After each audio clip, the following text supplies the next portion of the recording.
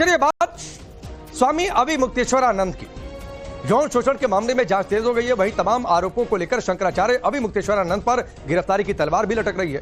मामले की जांच के लिए टीम वाराणसी पहुंच गई है। तो वहीं इस मामले को लेकर शंकराचार्य अभिमुक्तेश्वरानंद भी तमाम कानूनी पहलुओं पर मंथन में लगे। संकट बढ़ता जा रहा है। वहीं पूरे मसले पर सियासत भी अपने चरम की ओर पहुंच रही है। इस बीच अभिमुक्तेश्वरानंद का बड़ा बयान सामने आया है। उन्होंने कहा है कि मुझे पद से हटाने के लिए जुगत लगाई जा रही है। मुझे अपने पद की गरिमा और सम्मान का पूरा पता है और इसे मैं किसी भी हाल में बरकरार रखूंगा। नवभारत से उन्होंने खासतौर पर बातचीत की। इस बातचीत में स्वामी अभिमुक्तेश्वरानंद ने क्या कुछ कहा, आप खुद ही सुनिए। सीडी कोर्ट को सौंपी गई है, ये क्या सीडी का क्या चक्कर है? बात यह है कि सीडी लेकर के दे दिया होगा, कह तो सकते ही है। अगर हम आपको एक सीडी यूं दे दें, एक हम कह सकते हैं कि हमने सीडी दिया है या इनको, लेकिन उस सीडी में है क्या? सवाल ये है, सवाल ये नहीं कि सीडी दिया है कि नहीं दिया, दिया होगा, लेकिन उस सीडी में क्या है?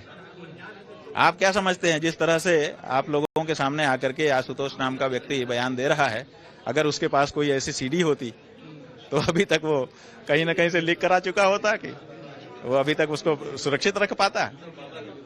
इसलिए देखिए, सीडी का नियम है, ये कैमरे से बनती है और कैमरा जो है वो दृश्य की सर्जना नहीं करता। कैमरा जो दृश्य होता है केवल उसको कैप्चर कर सकता है। तो जब हमारे जीवन में हम जान रहे हैं कि ऐसा दृश्य कभी घटित ही नहीं हुआ, तो किसी भी कैमरा ने कैसे उसकी सीडी बना ली होगी? एक बात। दूसरी बात यह है कि उन्होंने जो मुकदमा लिखाया, जैसा कि अखबारों में और चैनल के माध्यम से आप लोगों के माध्यम से जानकारी हुई, वो कहते हैं कि हमारे पास बच्चे आए और उन्होंने कहा कि हमारे साथ ये हो रहा है, तो अब सीडी है कह रहे हैं। तो अब प्रश्न उत्पन्न हो गया कि सीडी किसने बनाई? क्या आप वहां पे खड़े होकर बना रहे थे? अगर आप बना रहे थे तो बच्चों ने आपको नहीं बताया, आपको पहले से ही पता था। और अगर बच्चे ही बना के ले आए तो बच्चे मासूम नहीं है, सीडी बना रहे हैं, तो आपके पास अभिरक्षा की गुहार वो कैसे लगाएंगे? जो सीडी बना रहा है बच्चा, वो आपके पास आएगा अभिरक्षा की गुहार लगाने। इसका मतलब है कि आपकी कहानी में झोल है और आपको जवाब देना पड़ेगा। एक अंतिम क्वेश्चन कि लोग कह रहे हैं कि आप अपने पद पर रहते हुए इस केस को प्रभावित कर सकते हैं, क्योंकि आपकी जो प्रतिष्ठा है, जो सम्मान है, जो ऊंची पहुंच है, उसकी वजह से आप इस केस को प्रभावित कर सकते हैं। तो क्या आप इस चीज को कैसे ले रहे हैं? बात यही है, असली बात यही है कि वो हमको इस पद पर देख नहीं पा रहे हैं। हर जुगत लगा रहे हैं कि किसी तरह से ये व्यक्ति शंकराचार्य पद पर ना रहे। नहीं, ये शंकराचार्य हमारे को घातक हो रहा है, ये शंकराचार्य सच बोल रहा है, ये तो रुकता ही नहीं है, इसको किसी तरह से हटाओ। नैतिकता की दुहाई दी जा रही है कि नैतिकता के आधार पर उनको अपने पद से इस्तीफा दे देना चाहिए, और जब वो बेदाग निकले कोर्ट से तब वो फिर अपने पद पर सारी नैतिकता अब इनके द्वारा सिखाई जाएगी हम लोगों को। नहीं, सारी नैतिकता अब हमको इसी बात में सिखाई जाएगी। अगला आघात यही होने वाला है। बात यह है कि सूरज के सामने हमने सूर्य भगवान का उदाहरण सदा से सामने रखा है। सूरज के सामने बादल आता है तो क्या सूरज अपने पद से हट जाता है कि वहीं बना रहता है? अपने पद पे बना रह करके अपना जो कार्य है उसको करता रहता है। बादल आता है, छंटता है, आता है, छटता है। अगर हम में कोई गड़बड़ी हो तो हम इस पवित्र पद से पे नहीं बैठ सकते। बिना नहाए, बिना पूजा किए, बिना अमुक अमुक कार्य किए हम लोग आसन पे नहीं बैठते हैं, क्योंकि हम भी उसकी मर्यादा को समझते हैं। अगर हम अमर्यादित रह करके इस आसन पर बैठ जाएंगे ना, तो इस आसन पर बैठ करके जो शक्ति हमें अध्यात्म की आती है वो आएगी ही नहीं। इसलिए हमें इस गद्दी की मर्यादा का, इसकी अध्यात्म शक्ति का पता है और उसी अनुसार हम कार्य करेंगे। जैसे सूर्य भगवान के ऊपर जब बादल आकर के छाया करता है, उनको छिपाने की कोशिश करता है, वो अपने पद पर बने रह करके अपना काम करते रहते हैं, वैसे ही अपने पद पर बने रहते हुए हम अपना काम करते रहेंगे और इनका जवाब देते रहेंगे। और ये जो पूरा जो खेल है वो इस पद से हटाने के लिए ही है। अंतिम बिल्कुल पूरी बात अब यही है कि इस व्यक्ति को किस तरह से शंकराचार्य पद से हटाया जाए और कैसे कोई पालतू तोता ला करके इस पद पे बैठा दिया जाए जो हर समय कहे बहुत बढ़िया, बहुत बढ़िया, बहुत। तो क्या ये स्वामी अभिमुक्तेश्वरानंद को पद से हटाने का खेल है जो वो आरोप लगा रहे हैं? इंतजार कीजिए, वक्त बहुत कुछ अपने आप में सच बताएगा। लेकिन मामला नाबालिग शिष्यों से यौन शोषण का है। पॉक्सो के तहत शंकराचार्य पर केस दर्ज हुआ है। ऐसे में कानूनी कार्रवाई को अगर देखा जाए तो अभिमुक्तेश्वरानंद समेत तमाम आरोपियों पर जल्द गिरफ्तारी की तलवार भी लटक रही है, क्योंकि जो धाराएं लगी है, धाराएं इस बात की ओर इंगित करती है। अब 5 तस्वीरें आपके सामने हैं। 5 तस्वीरों के जरिए अब तक के इस पूरे घटनाक्रम पर नजर डाली जाए तो जहां पुलिस ने मामले की जांच तेज कर दी है, वहीं अभी मुक्तेश्वरानंद भी इस पूरे केस के तमाम कानूनी पहलुओं को लेकर अपनी लीगल टीम से मंत्रणा में जुटे हुए। अभी मुक्तेश्वरानंद की गिरफ्तारी मामले में सबसे बड़ा फैक्टर है। माना जा रहा है कि शंकराचार्य अभी मुक्तेश्वरानंद से पुलिस पूछताछ कर सकती है। ऐसे में उनकी गिरफ्तारी की भी संभावना बनी है क्योंकि मामला पूरी तरह से कोर्ट की निगरानी में है। कोर्ट के आदेश पर ही झोसी पुलिस थाने में शंकराचार्य के खिलाफ केस दर्ज किया गया। वहीं केस दर्ज होने के बाद से इस पूरे मामले में सियासत भी जारी है। संत समाज भी आपस में बढ़ गया है। अलग अलग संतों की अलग अलग राय है। अभी मुक्तेश्वरानंद पर यौन शोषण के आरोपों की टाइमिंग को लेकर भी सवाल खड़े हो रहे हैं। एक धड़ा इस पूरे मामले को सियासी करार दे रहा है तो दूसरा धड़ा शंकराचार्य अभी मुक्तेश्वरानंद पर ही सवाल खड़े कर रहा है। इन सब के बीच इस पूरे केस की टाइमलाइन आपको बता देते हैं सिलसिलेवार तरीके से कब क्या हुआ है। गिरफ्तारी की तलवार लटकी हुई है। जोशी थाना प्रभारी महेश मिश्रा समेत प्रयागराज पुलिस वाराणसी में है और कभी भी स्वामी अभी मुक्तेश्वरानंद के दर तक पहुंच सकती है। यौन शोषण के आरोपों को लेकर स्वामी अभी मुक्तेश्वरानंद समेत तमाम आरोपियों से पूछताछ ये पुलिस की टीम करने वाली है। कोर्ट के आदेश पर मुकदमा दर्ज हुआ है। इसके बाद से ही पुलिस ने मामले की जांच भी तेज कर दी। आपको बता दें कि 22 फरवरी को झोसी पुलिस थाने में यानी कल ही स्वामी अभी मुक्तेश्वरानंद के खिलाफ केस दर्ज किया गया। अभी मुक्तेश्वरानंद के शिष्य मुकुंदानंद गिरी पर भी मामले को लेकर आरोप है। दोनों के अलावा आश्रम से जुड़े कुछ अज्ञात लोगों पर भी केस दर्ज करवाए गए। इस बीच केस दर्ज होने के बाद से मामले में संतों और राजनेताओं की बयानबाजी भी इस समय लगातार जारी है क्योंकि 21 फरवरी को प्रयागराज की पॉक्सो कोर्ट ने शंकराचार्य पर केस दर्ज करने का आदेश दिया। आप ये सोचिए, आज 21 तारीख को कोर्ट का आदेश, 22 तारीख को FIR दर्ज होती है और 23 तारीख यानी आज के दिन प्रयागराज पुलिस मौजूद है वाराणसी में। स्वामी अभी मुक्तेश्वरानंद समेत उन तमाम लोगों के खिलाफ कोर्ट का आदेश था जिसको लेकर शिकायत याचिका दायर की गई। शिकायती याचिका में नाबालिग शिष्यों से यौन शोषण का शिकायतकर्ता की ओर से आरोप लगाया गया था। शिकायती याचिका में लगाए गए आरोपों पर 13 फरवरी को दोनों नाबालिगों के बयान दर्ज हुए। जिन नाबालिग शिष्यों से कथित यौन शोषण का यह पूरा मामला जुड़ा है, कोर्ट के सामने उन दोनों शिष्यों के बयान भी बाकायदा दर्ज हुए थे जिसके बाद यह कोर्ट का आदेश आया। इससे पहले 28 जनवरी को यह पूरा मामला प्रयागराज पॉक्सो कोर्ट में अर्जी के जरिए दायर किया गया। शाकुंभरी पीठाधीश्वर आशुतोष ब्रह्मचारी ने शंकराचार्य पर यौन शोषण के आरोपों को लेकर यह अर्जी दी थी। तो यह सिलसिलेवार तरीके से पूरा घटनाक्रम। हालांकि आपको यह भी बता दें कि स्वामी अभी मुक्तेश्वरानंद ने प्रयागराज माघ मेले में अपने 10 दिन का धरना 28 जनवरी की सुबह ही खत्म किया था। 18 जनवरी को मौनी अमावस्या के दौरान हुए घटनाक्रम के बाद से 10 दिन तक स्वामी अभी मुक्तेश्वरानंद संगम तट पर योगी सरकार के खिलाफ मोर्चा खोलकर बैठे हुए। आप बताइए हमारी कौन सी मुश्किल बढ़ गई है, आप बता दीजिए। हमको सांस लेने में तकलीफ होने लगी है कि खाने पीने में तकलीफ होने लगी है कि चलने फिरने में तकलीफ होने लगी है? कौन सी मुश्किल हमारी बड़ी है? क्यों ऐसी व्याख्या आप लोग करते हो? हमारी कौन सी मुश्किल बड़ी है? आपके ऊपर ये इतने गंभीर आरोप लगा दिए गए और ये सारी चीजें समस्या होती है। आरोप लगाना, ये जो कोई झूठा व्यक्ति है उसने झूठा कल्पना करके एक कहानी बनाई और कहानी बना करके दर्ज करवा दिया। उसके सरकार से संपर्क संबंध है, उसने अपना उसका लाभ ले लिया, तो उससे हमको क्या तकलीफ है? सूरज के सामने बादल आ जाते हैं, सूरज को कोई तकलीफ होती है? हमें आप बताइए, झूठे कहानी से हमें क्या तकलीफ होगी? आप ऐसा मत कहिए कि हमें समस्या हो गई। हमें कोई समस्या नहीं है, हम वैसे ही सांस ले रहे हैं, हम वैसे ही अपनी गौ माता के लिए जो हमारी मुहिम है उसको आगे चला रहे हैं। ये समस्या नहीं हुई, लेकिन आपके जो समर्थक हैं, जो आपके चाहने वाले हैं, जो आपके शिष्य हैं, वो थोड़े परेशान हैं कि शंकराचार्य जी के ऊपर एक के बाद एक इस तरीके के आरोप लगाए जा रहे हैं, उनके खिलाफ मुकदमा दर्ज कराया जा रहा है, वो व्यथित नजर आ रहे हैं। वो बात यह है कि वो व्यथित किस लिए हैं?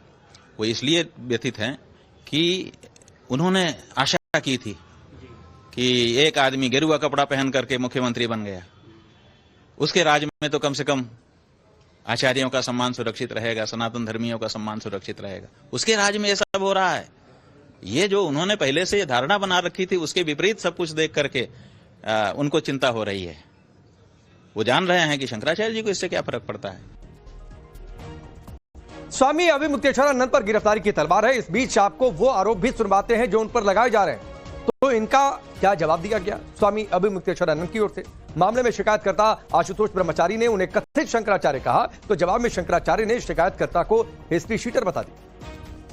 ये अभी मुक्तेश्वर नाम का व्यक्ति जो अपने आप को एक फर्जी शंकराचार्य बताते थे और उनके शिष्य मुकुंदानंद, जो एक घिनौना कार्य करते थे, जिनका खुलासा बच्चों के द्वारा हमें बताने पर हुआ था। और हमने सारी सीढ़ियां देखी थी, इनके नंग प्रदर्शन देखे थे, नंगे होकर बच्चों के साथ कुकर्म किया करते थे, सब चीजें हमने देखी थी। इतना नहीं, मुंह के द्वारा भी गंदा कार्य किया करते थे।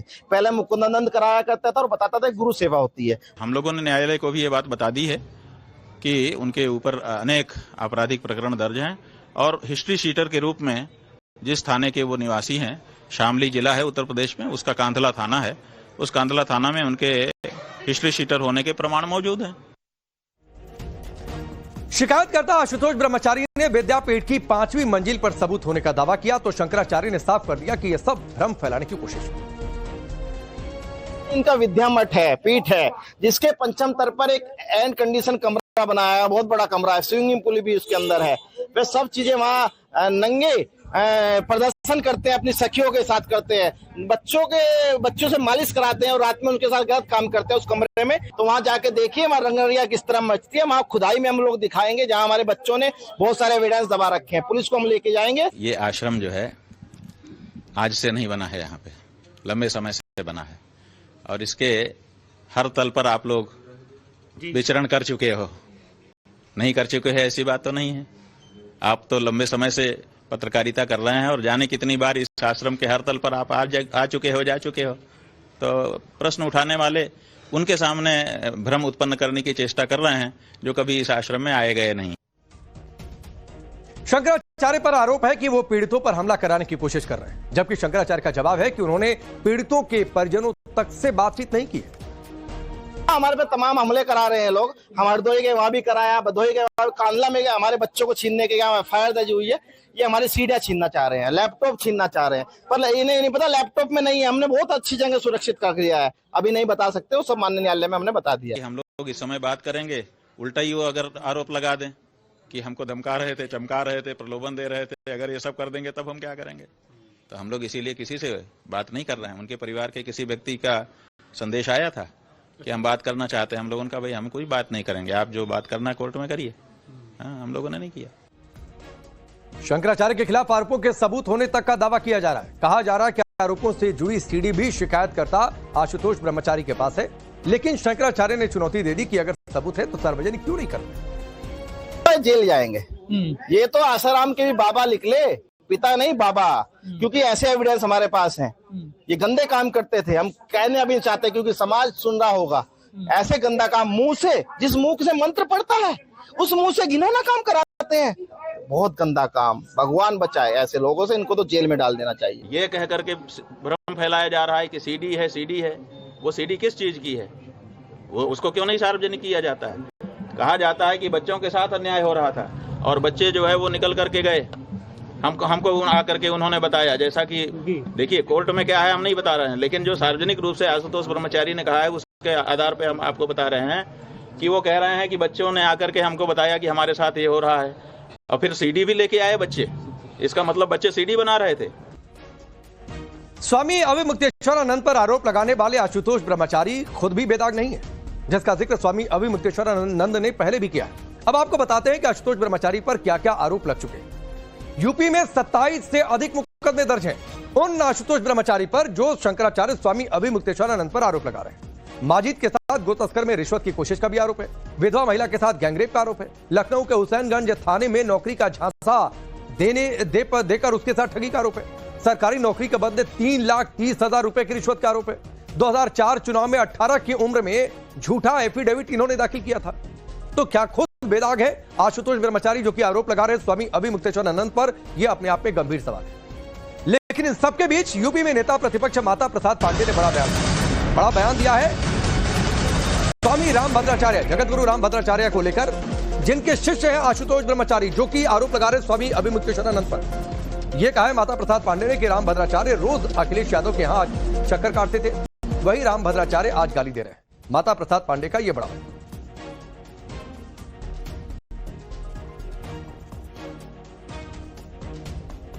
जिन्होंने रामभद्राचार्य और उनके जो वो थे वाइस चांसलर रोज अखिलेश जी के यहाँ चक्कर काटते थे, रोते थे कि मैं बुढ़ापे में जेल चला जाऊं।